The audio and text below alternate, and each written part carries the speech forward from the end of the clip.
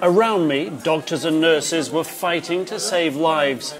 On February 17th, I was in Bahrain's Salmania hospital, recording the horrific injuries anti-government protesters were receiving at the hands of the police. In the hospital grounds, more protesters were rallying, seeking sanctuary. Now, 47 of the hospital's doctors and nurses are on trial in a military court. I've come back to follow their case. The government accuses them of turning the hospital into a base for the opposition. We've had actually deaths related to ambulances not being allowed to leave the hospital grounds.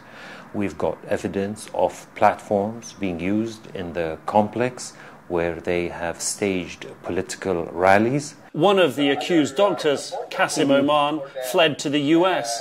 We Skyped. And the government said that the doctors there were excluding patients on a sectarian basis, excluding Sunni patients, for example, Indian patients. That is a lie also. Why we should do that? We were peaceful in our demand. Why we will do, on one side, we'll do human thing, and on the other side, we'll do the opposite. In February, the mostly Shia protesters were clashing with the mostly Sunni police. On this tiny island, a Sunni minority rules the Shia majority. Almost all the doctors and nurses are Shia, and with few exceptions, their families dare not talk to us. Some say they've been beaten and told not to speak to journalists like us. But this brave father overcame his fear out of love for his son. As a father, when you see a loyal doctor like that, jailed, you see, then you said, what is this world?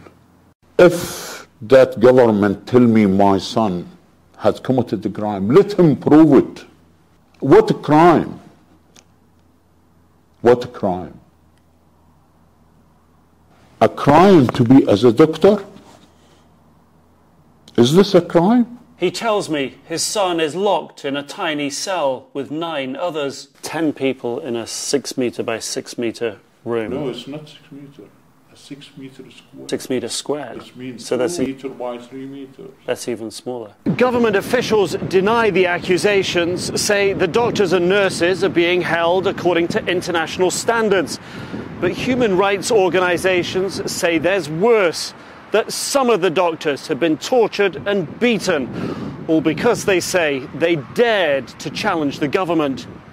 As protests raged, accurate casualty figures were hard to come by. Human rights groups, journalists found the hospital and doctors and the best source of information.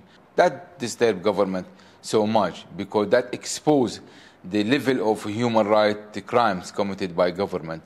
So government targeted them for that reason. It was an issue of national security where they gave the outside world a totally different picture of what was actually going on inside the hospital. I was there. I remember the chaos, the confusion, questioning doctors for details. And I remember I have seen you there. Yeah, I think I remember seeing you there as well. Yeah. You were busy, very busy, as I remember. You were trying to save lives, is what I remember.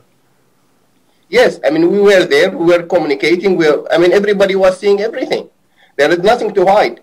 The Ministry of Health wanted to minimize the number of casualties.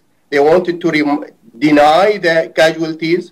Not just the doctors on trial, but the truth, as it so often is, the first casualty of war, or in this case, the first casualty in a battle for rights. Nic Robertson, CNN, Manama, Bahrain.